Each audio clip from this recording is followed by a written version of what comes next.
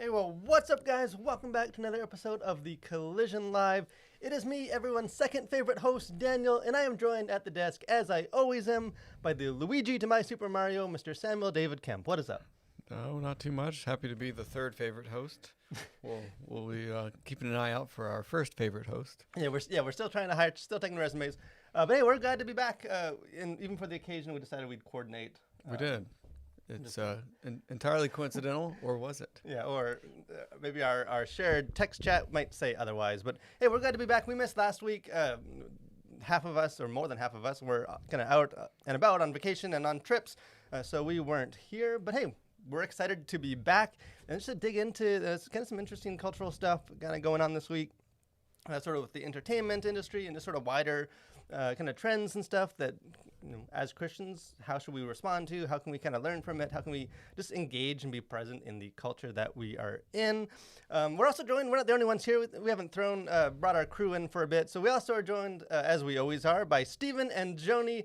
How are you guys doing? You guys were off traveling as well. Doing great.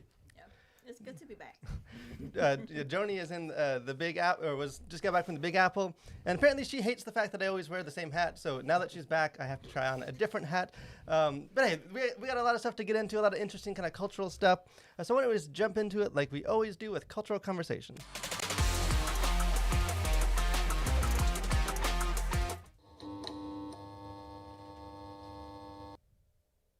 So kind of the first story, I don't want to necessarily for us to spend a lot of time on this because I think we got some kind of some bigger stories and stuff to get into.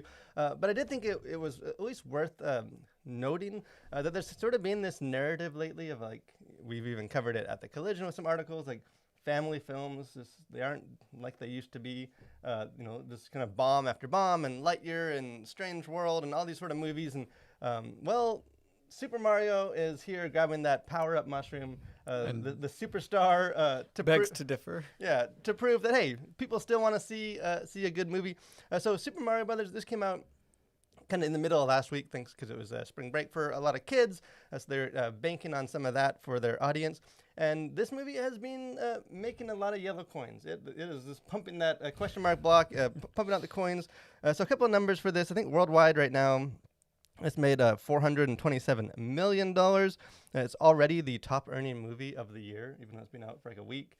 So it's topped things like Ant-Man and some of these other big movies. Like, it's already made more than it. And even just like as an animated film, it's sort of a weird record because it came out on a Wednesday. So how you sort of quantify some of that. But in various metrics, like the biggest animated opening ever, like surpassing things like Frozen and Frozen 2.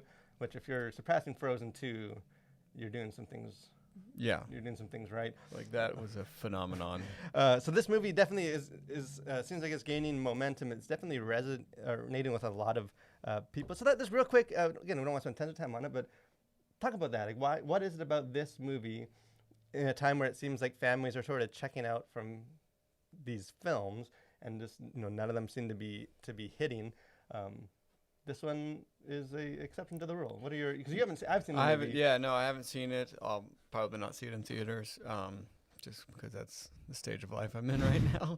But yeah, I mean, I think there's probably a few things. One, obviously, nostalgia hits hard, and so I think for so many of us who grew up playing Mario Karts, Donkey Kong, basically my childhood and beyond.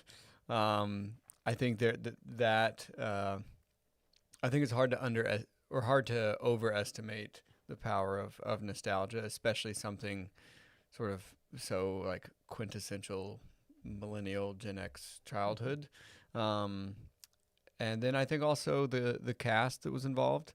I think especially Chris Pratt, like, he's one of these I think stars that can really sell a movie. Not that like it was all hanging on him necessarily, but I feel like him and like maybe like The Rock, and there's a few other like real, what you would call a bankable star that like they do a lot of the hype for the movie, and they tend to be way more engaged with like, pumping people up for an upcoming film than other stars are. And so I think that, and you've got like Jack Black and Anya Taylor-Joy and forget who else now, but I don't know. It seemed like a good cast of voices for this and nostalgia. I mean, I don't know. I think, and maybe steering clear of the more controversial bits of recent animated movies. Yeah, because for me, that's I think there's a ton of I think don't underestimate the power of Nintendo and Mario and nostalgia. A lot of dads like me, like, come on, kids, we're going to Mario movie whether you want to see it or not. What is Mario? This one's for me. Also, Mario teaches typing. If bonus points if you have played that. Yeah, it's educational as well, not just mindless. But I do think I think even the fact that the critic and audience divide was so big, I think makes sense rather than being some big conspiracy. That it is a simple movie. It is it's not trying to do social commentary or trying to be about or set push the boundaries in sexuality or representation or any of that kind of stuff. The stuff that critics tend to like. This is a movie that's entirely 100% about Super Mario. And nostalgia. And there's wholesome messages about brotherhood and friendship and all that kind of stuff. But I think the fact that it didn't try and be more mature than it was. Was it Plato that said know thyself or whatever? But it's I think that can apply here. It's this movie knows itself, and that's what it does. Whereas I think you could look at juxtapose it with a movie like Lightyear. It's that movie didn't know itself, and therefore it tried to do more than it should. And I even get that. Even the press stuff, so much of the movies that have bombed, all the press has been about how important and how this film is a step forward. Where Mario is just hey, you guys like Mario Kart? We're gonna give you Mario Kart. You guys like the Mushroom Kingdom? There's the Mushroom Kingdom. And I think it just shows. I think this movie would probably have made a ton of money, even if it was a bit more controversial, just because of the property. But I think it shows the hunger for families and stuff to have a movie that is just fun and entertaining and kind of simple and not, come on, kids, let's go to this movie because it's an important step forward for sexual representation. It's more just this is a fun movie for kids. My kids enjoyed it. I enjoyed it. My wife enjoyed it. The theater was had old people, had young people. We all enjoyed it because we all have some connection. Well, and I think that also just highlights that hunger for films that are transgenerational. It's there's not that many films. I feel there's mature films that are gritty and dealing with dicey issues, and then there's kid flicks that you go to and sort of there's a few bones tossed for the parents, and there's not a whole lot of crossover. And so I think this is a movie that I think it just highlights the hunger that we just want a movie that's entertaining, it's clean, it's fun, and the whole family can go to grandpa down to the which I think is why the games are so because I grew up playing Mario, and then I've played it with my kids, and now they play it, and it is sort of this anyone can enjoy this because of the thing. It's not you have to this is the innuendo sexual thing for parents, and this is the goofy stuff. It's just this is for families. So I do think, hey, we'll see how this movie does. Obviously, this is going to spawn a million sequels and this whole universe, and so hopefully they kind of stay true to what made this one work. But I do think it does show somewhat the opposite of the recent trends of there is a place for this sort of more safe, fun, family kind of friendly films that aren't just pushing boundaries and kind of being activist or whatever. But maybe kind of the next thing for us to kind of somewhat of a more general topic based on something that I wrote. So hey, self-plug. If you go to our Collision, you can see sort of a more in-depth article on this. But this idea of as Christians, again, somewhat we're doing that with the Mario movie, but how do you sort of evaluate and stay up with the trends and the different themes and stuff? Does it matter? Should we sort of pay attention, either in an individual movie or kind of wide spread? Because I wrote an article. Encourage you guys to, if you do the reading and not just the watching or the listening, wrote an article on our website, kind of on this, looking at the theme of fatherhood, kind of inspired by my brother who gave me the idea, and then I didn't give him any credit in the article itself. I took all the glory for myself. But how he just sort of mentioned, hey, have you noticed it seems so many Hollywood movies they have centered on this theme of fatherhood. Is it sort of this consistent sort of what makes a father, the role of the father. So I kind of took that and ran with it and investigated, and I kind of went through all the reviews that we've done here at the Collision and found that basically every movie in the last year and a half has had this theme of fatherhood, either central or else still present in the film. Even after this article, the Mario movie dropped, which is also a theme very much about fatherhood and fathers and sons and fathers. Like it just Yeah. sort of seems this. So I kind of started like looking into that. Like, why is that? Like, is that a coincidence? Should Christians care when there's like these common kind of themes and stuff that's going out throughout movies in Hollywood? Like, can we learn from that? Like, what are some of your thoughts on some of that? No, I mean, I think that is one of the benefits. Like, I think there's one sort of side when you think about like culture, and I think a lot of people take the approach of like it doesn't matter, it doesn't affect me. Like, I'm just gonna sort of unplug from culture and Hollywood and all that. And I think that's a perfectly valid thing to do. Like, I mean, there's lots of people who have perfectly fulfilling lives and haven't seen any of the movies in the past year. What? I know it's hard to believe, but it does happen.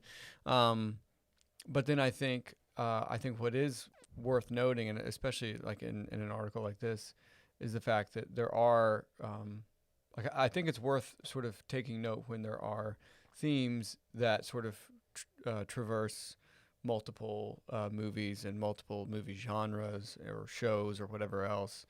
And I think that's interesting because, as you know, for the church, I think the church needs to be aware of sort of the questions that culture is asking or the issues that culture is wrestling with. And I think we're very much in a culture that is wrestling with, like, what does it mean to be a father? What does it mean to be a man? These sorts of questions. And that is, obviously borne out in like every movie in the past year and a half, as you detail in the article. And so I think that's worth paying attention to because, like, does the Bible have anything to say about fatherhood? Does the church have any answers to, what makes a good father? It does. And I think, I think that's a way for the church to plug into. Because we've sort of talked here like that, like in a lot of ways, like culture, specifically like pop culture and entertainment, like is sort of like the pulse, like of the heartbeat of like the culture, and you can kind of see like a lot of the stuff and the issues and the questions that permeate culture, like are sort of being worked out in entertainment. And I feel like as Christians, there's sort of, I feel like the most immediate, maybe the most common, but I think also maybe the most like shallow way to approach films is just purely based on like content. Like, does it have sex? Does it have swearing? Does it have violence? If it does, don't watch it. If it doesn't, then we'll watch it. And then kind of the next level from that is like more the themes. Like, this is a movie. What's this movie saying? I think a lot of Christians have, especially in recent years, like got more into that of like evaluating movies and what is this, what ideologies and stuff are coming through this, what what kind of emotions and stuff. But sort of this is almost a step beyond that of like, rather than just sort of an individual film, which still might represent kind of culture. How can we just sort of take a bird's eye view and say, are there any like themes that just seem to keep coming, kind of bubbling up? Like, because like in the fatherhood article, like I list like Dungeons and Dragons, 65, Ant-Man and the Wasp, Knock at the Cabin, Del Toro's Pinocchio, Top Gun, Strange World, Avatar: Way of Water, The Rings of Power, Beast, and even the Black Panther Wakanda Forever didn't center on that, but it was going to center on that until they had to redo the script because Chadwick Boseman passed away. But just sort of this is like, so like as Christians, if you're looking at culture, and it seems like the dominant or one of the dominant themes is like wrestling with like the need for fathers and what is a father, and sons that are, trying to earn the respect or the love of their fathers. Like,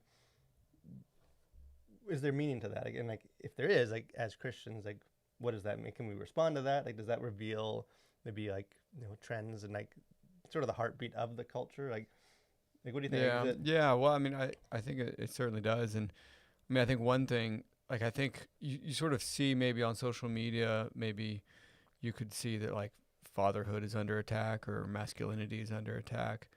But then I think movies like Avatar: Way of Water and Top Gun, it's like, it's sort of the traditional view of what a father should be.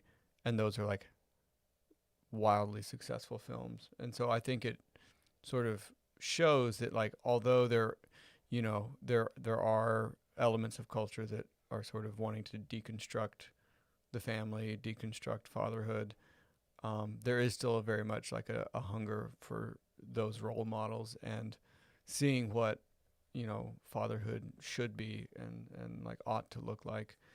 Not saying that, they did it perfectly, but like I think it just reveals that there is some resonance with sort of the traditional view of fatherhood in the culture at large, and I think that's sort of revealed through those two films in particular that sort of showcase like this is how, not necessarily this is how, but like this is the view of sort of traditional fatherhood, and I think that just resonates with people. Yeah, because there's C.S. Lewis has one of the best frameworks I've come across as far as like how to approach, specifically he was talking about like literature, but I think just storytelling. It's kind of like he says like the difference between using and receiving. Where like to use it, which is, I think is what we sometimes do as Christians, is like here's a story, and like we're going to take that and kind of make it what we need. Like, it's like the film's not saying that this is an allegory for Jesus or like the Christ figure is, but like we're going to kind of make it that and like repurpose it to serve that purpose, and like we can find meaning even if that's not what the film's saying. Which I think there's space to do that as well. Like I do that in some of the reviews, but kind of the receiving is more like just being open. Like what is this film saying? Like what are these films saying? Like kind of more like a posture of just listening.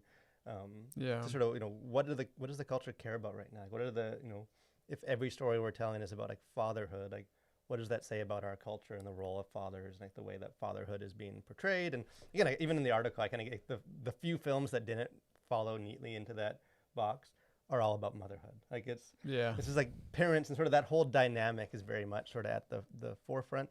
So I do think it is an interesting thing. I think it is kind of a level of not criticism as though in the sense of like cross your arms and like just I hate culture, like that kind of, like more just like being thoughtful about culture. That is sort of a level that I don't think Christians often go as much. No, I don't know why. Maybe it's just that we aren't always as plugged in, so we don't see the big picture. Like we more focus on like, is this movie that I'm going to take my kid to going to preach an ideology, rather than like how does this fit into this kind of wider worldview narrative? Like, well, I just think a lot of I think people are busy, and I think a lot of folks just don't take the time to see that, and I think that's why.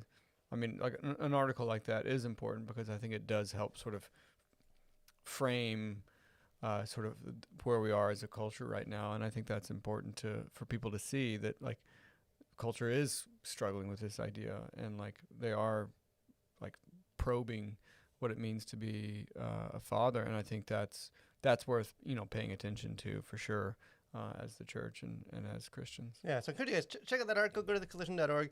Even if you don't necessarily even agree with me or you're not interested in like the fatherhood theme, I think just as a more of an approach to like this is sort of how we can kind of look at culture in a wider sense as Christians and be engaged. But another thing that I am constantly engaged in and kind of probing the deeper themes and meaning for my life and what it says about society is the next segment of our show. We have Host Corner.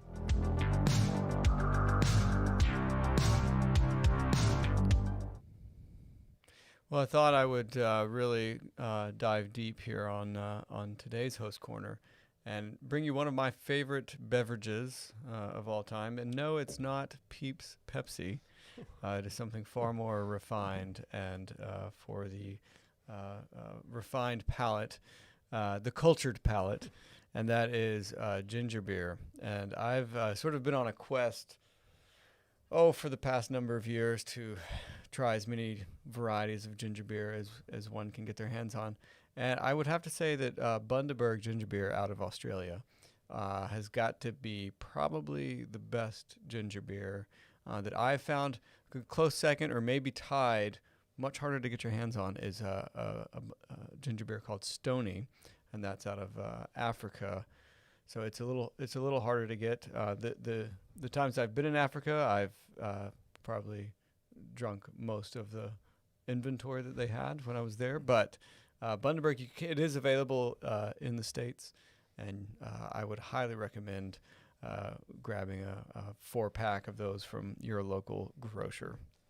So as a newbie, someone that is sort of at the foot of the master when it comes to ginger beer, like, what is the perfect ratio of like gin? Like, are you one that like it's a good one if it like this sort of kicks you in the face and like you can almost like just burns all the way Yeah, down? I Or mean, do you like a don't. light taste of ginger? What's the? No, you certainly want a prominent ginger, but they're like Bundaberg has actually like figured out like a good ratio, and I don't know what that ratio like. I couldn't numerically tell you what that ratio is, but I like you don't want it to be so punchy that it's like painful to drink, but you want it to have a bit of a kick to it. So Because that's if how that- I evaluate my even like that's why I think bottled Pepsi or soda is an abomination. Because like something about that bottle just like dampens the kick. Like a Yeah. can, you get way more of like a this hurts, but I like it.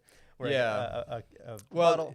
yeah, the Bundaberg it's slightly more subtle, but there are some out there, and I can give you some recommendations if you just want to get punched in the face every. And every even better sip. than that, next week we will all have the ginger beer on set that Sam brings us.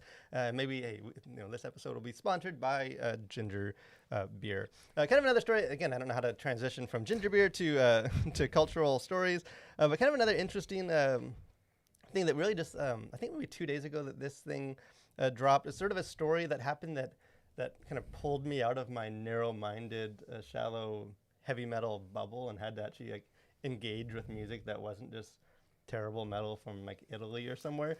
And I had to step foot into the country music scene, very unfamiliar, into the unknown territory for me. So I didn't know a whole lot. I had a vague awareness of some of the story of going on. But Granger Smith is a country singer with quite a big following, a lot of success in the country music scene. He's a Christian. And he sort of, I was vaguely familiar just because I think in 2019, like he lost his son, a very tragic 3-year-old son, tragic event. I kind of followed some of that, even though I didn't really know who he was. But he's in the news this week, kind of from an exclusive from People Magazine, a big interview he did, and now it's sort of everywhere. Kind of on his social media, where he shared that after I think 20-some years, 24 years, he is quitting music. He is stepping away from touring. It wasn't totally clear if he's still gonna like write music, but it seems like he's leaving sort of a successful music career behind to enter church ministry, kind of starting off just investing in his local church, not necessarily being a pastor, but just sort of more local. And hopefully, I think his intention is that maybe that might develop as he got training and discipled, that he might eventually maybe become a pastor or sort of get into that. He's currently taking classes from the Southern Baptist Theological Seminary, which coincidentally is where I got my PhD. So he will have to settle for being the second most famous person to come out of that school.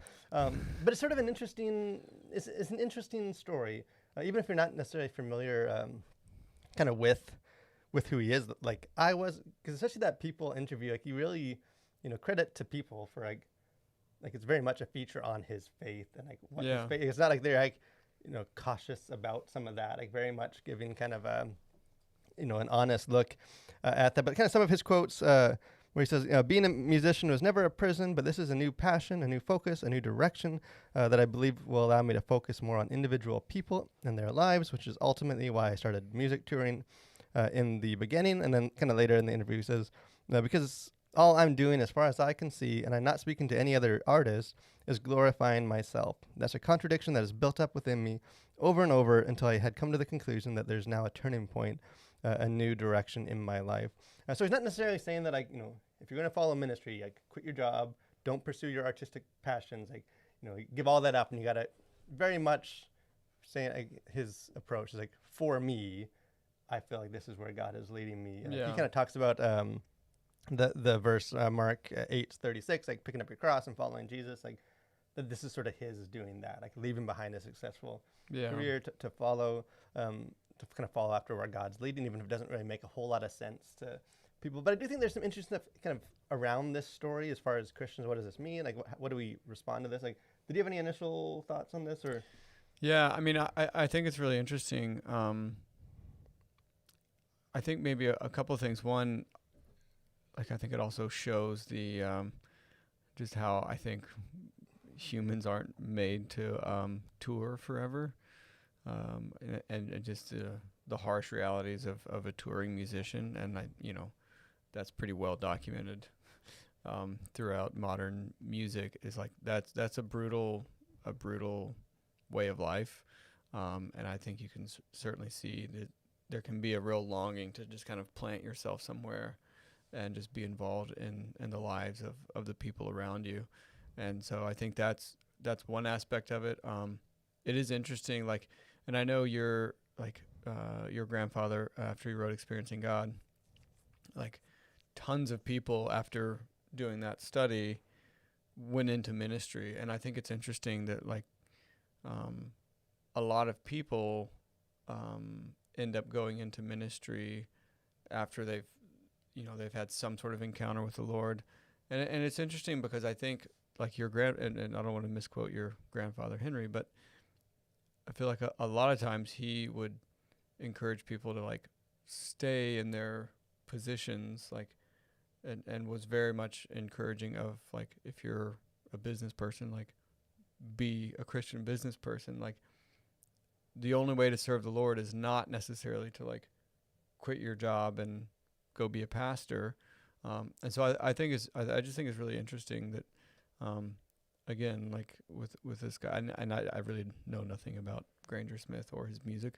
But it's fascinating to see that like pretty radical change in career path, at this point in his career. And so I don't know, I wish him the best of luck. And yeah, I think it's interesting too, like even just like there's sort of, from this, my looking through comments and stuff, like, it just came out and people have different opinions and stuff, but like what I've seen like online, like just sort of the different, and he even in the video where he posted sharing this kind of says he anticipates about 4 unique responses, like, and he kind of breaks that down of what he expects people to respond, like, and you sort of see some of that play out. Like, yeah, you have a lot of Christians that are just very much like, that's awesome, like, yeah, to follow God and give up, like that's, it's like the opposite of the rich young ruler kind of story of like, yeah, even success, the stuff that we all aspire to, like, and obviously he still has a big platform. He's a podcast, his book, like, it's not like he's just like, he's going to go live in a monastery. Yeah, he's somewhere. not going off gonna, grid, yeah. He's still going to be a steward of like the platform he has. I'm sure he'll still probably do some kind of music, but then there's also been like the other response, which you understand, like, understandable, like just disappointment, but like, oh, like, I love your music and stuff. But even beyond that, it's almost like, it seems like some Christians, like, it's revealed a bit of how we place like celebrity up on a pedestal. Yeah. Like almost like without saying it in those words of like, there's a sense that like this guy has this famous platform that we he's lost, a musician, that like, we lost a good and one. now he's just going to go as like a lay person in his church. And like, we see that as like a downgrade, a big downgrade that, like, why would you just go serve in your church, not even as the head pastor, not even on the platform, like when you could be touring the world and all these fans, and like, I don't know, it's just sort of like, yeah. Well, I just think that's like, you like, I think it's impossible to make a judgment on something like this unless you're that person, because like you have no idea like what all goes into that decision. And I think at the end of the day, it's like, it's ultimately his decision to do that.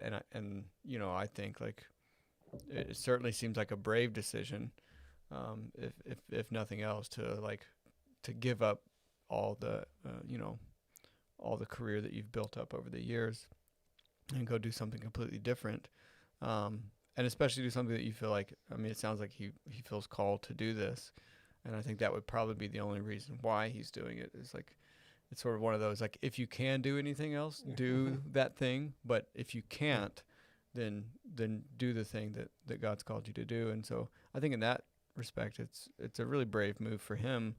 But I think it should be celebrated.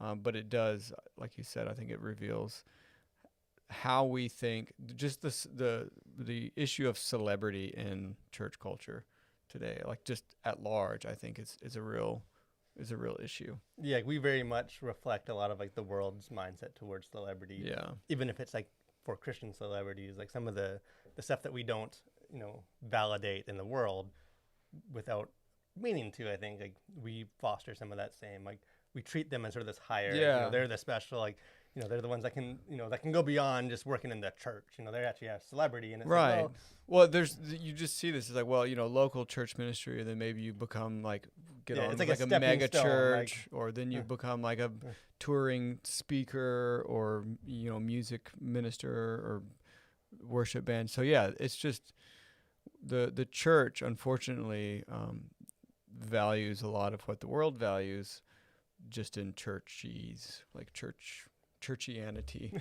sort of ways. So yeah, I mean, I think that's an interesting sort of observation out of the story as yeah, well. and hopefully this is just like a reminder of that. Like it reveals some of that, and even just, can you imagine the pressure of like going to a seminary knowing that like I graduated from that seminary, and like just being in that shadow. Yeah, that I don't- pressure of like living up to the alumni that have come out of that place. Like Yeah, the the spiritual giants. yeah, the yeah, I don't know. Like, is there any hope for him to really be as successful after some of the folks who've come out of that seminary? So hey, pray for him, both for his new ministry and just for that extra pressure. Kind of the last thing we want to talk about, again, we don't have a ton of time to go super deep into this, but this is it's sort of a rare moment where, hey, Sam Camp has actually seen a movie that's not like some weird UK like pig farmer, guy and his family, and it's a movie that normal people also see, and it's a faith-based film that we've both seen. So that we get into this sort of, Which is shocking. Like, no, yeah, I didn't this is even maybe have. the first time I watched a faith-based film and not have to like not be forced to watch a faith-based film. about a 30-minute scene. Like, wait a minute. When do the chickens come? When does the farming happen? We picked the wrong program on Amazon. But On a Wing and a Prayer dropped, I think, on Easter, just a couple days before Easter. Kind of a faith-based film that dropped on Amazon Studios that I reviewed. I got a chance to see that movie early and did a review on our channel, so I encourage you to check that out if you haven't, and check out the movie. But I thought we'd just spend a few minutes, because we've seen that, sort of our thoughts on just sort of the movie, but maybe even more general, just faith-based films. Like, does this movie kind of represent the best of faith-based? Is it the worst? Is it somewhere in the middle? Is it a way forward? Is it just sort of a reminder that we're stuck in a template? Like, Yeah. what were your sort of thoughts on this? I think it is a better version of what's come before it in faith-based land. I think it still has issues with a lot of the common sort of traps and problems that plague faith-based films. But I think in general, I think it's a step in the right direction. Yeah, because if you're not familiar with the story, it's a guy and his family. They're on like a private plane, and they're in the air, like 17,000 feet in the air, and the pilot drops dead. So you have a guy that with no experience in an airplane with his family and has to, through various people on the ground and on the phone and, flight control and all that, and a lot of prayer and Jesus, have to land this airplane and live. So it very much is like in my review, again, I had some issues with the writing, some of the heavy-handedness of the dialogue, but I guess it's a more exciting faith-based film than I've seen in a while. Like there it feels like there's stakes. Yeah, there's stakes. There's real tension. I think the fact that it's based on a true story, I think that gives it some more legs to stand on, I think, than just sort of like a total fictionalized whatever. And so it's like, okay, well, this is a story that actually happened. So I think that, that helps with the storytelling as well. But yeah, I mean, I think, because even the subject of it, like, because one of my ongoing critiques, and I'm not the only one that has had this critique, is that like the only story that Christians seem to know how to tell is a conversion story. Like so many of the initial, like, even if it's has other things going on, like that's always a part of like, you have the Christian and he's the witness to the non-Christian, and you at some point you kind of go through the ABCs of becoming a Christian, and that character becomes a Christian by the end, and like almost like this sense that like, well, if a non-believer comes to this movie, like this is our chance to walk them through the sinner's prayer. Yeah. Like we can't miss that. So even if, whether it's central or whether it's just like sort of forced in there to still have that, like that sort of this being the only kind of story that we seem to know how to tell, where this isn't that. Like this is very much a story about a Christian that was struggling with some faith and stuff and tragedy, but like still a believer who had his own personal like faith experience where he deepened his own faith. And there's sort of unbelieving characters on the fringe of this that like are moved by it, but like the film leaves it more open-ended than they typically do. And I like that. Like I like that there's like there's more stories to tell about faith than just a non-believer becoming a Christian. Like there are faith that like believers struggle with faith or they have issues and overcome. And God works in other ways beyond just bringing new people in. I think if faith-based, if anything, if faith-based films can take away from Winging a Prayer is that you can make movies that aren't strictly focused on like a conversion story, and that's okay. Like the faith-based film police aren't going to come for you. Like if you make a film that hasn't tied everything out up in like a nice bow by the end and like presented the gospel, it's like that doesn't have to be the end all be all for movies, for faith-based movies. And I think that's why I say it's sort of a step in the right direction, because I think it is aware enough to try not to do that, although it is sometimes heavy-handed, and there's still the message is still very much there. But I think giving faith-based films the freedom to tell narratives beyond like a conversion, I think would be a good change. Well, it's even like to tie it back to like our earlier story of, I feel like we tend to, the church, Christians have tended to like approach movies in a very like individualistic, like this movie has a message and it has to communicate. So like, so we jam all of our messages in. Right. It's like we got one bullet in this gun and we're gonna make sure that it matters. Like, rather than like, hey, there's, especially now that seems like there's just more faith-based films and like prominent ones that like, maybe you don't have to like paint the whole picture. Like maybe you focus on, hey, this story is about conversion. This story is about faith. This is about loss. Like this is about parenthood, and this is about whatever other kind of faith-based. This is about like ministry, like the Jesus Revolution. Like this is not a minister care. Like, sort of like collectively, like we're contributing to the culture and like telling these stories that are out there. Yeah, like, giving a fuller picture. Again, not that necessarily like a non-Christian's gonna like go check the box, like, go see all those movies, but like, but where you're just sort of focusing on like smaller scale and not the sense that like we gotta, right. It's like faith-based films aren't the church, and I think for a long time they've sort of operated as the church. It's like we have to like cover every single possible base that we need to cover in this one movie, and I think if they can do anything, it's to realize that like they're one part of a bigger story. So it's like you can, as if your goal is to move people further down the road in their faith journey, then you don't have to like take them to the end of it necessarily. Like, but if you can be one sort of seed along the way, then that's great, and trust that God can work in other ways than just your movie. I think that would be very good for the sort of faith-based film industry.